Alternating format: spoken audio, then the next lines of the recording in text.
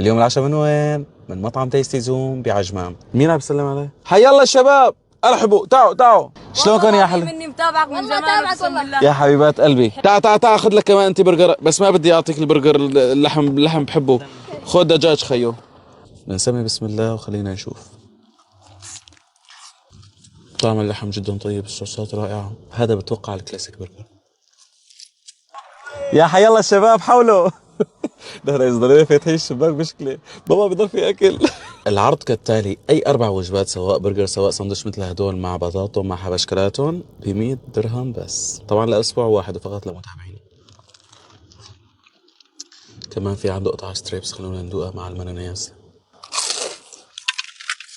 لأن بتعرفوني أنا ما بحب الدجاج، بس معلش. عن جد طيب، هي من غمسة اخذ لقمة. أنا هلا لحتى عرفت كيف المطعم اخذ تقييم 4.9 من 5. قلت لي هاي المايونيز. والعرض تبع البيتزا عنده انه خذوا بيتزايتين والثالثه مجانا. صراحه انا جوعان، ما خرج اقعد اقسم. ها يا يما على النابوليتان يا يما. يا سافي على هالبيتزايت اخلص. صراحة كان عشاء خفيف نظيف، ما بدنا نتقل. الوالدة عملت لنا طبخة مرتبة، بدنا نروح نتعشى معها. ان شاء الله يكون عجبكم الفيديو، وكالعادة يا سادة الصلاة على الحبيب تجلب السعادة.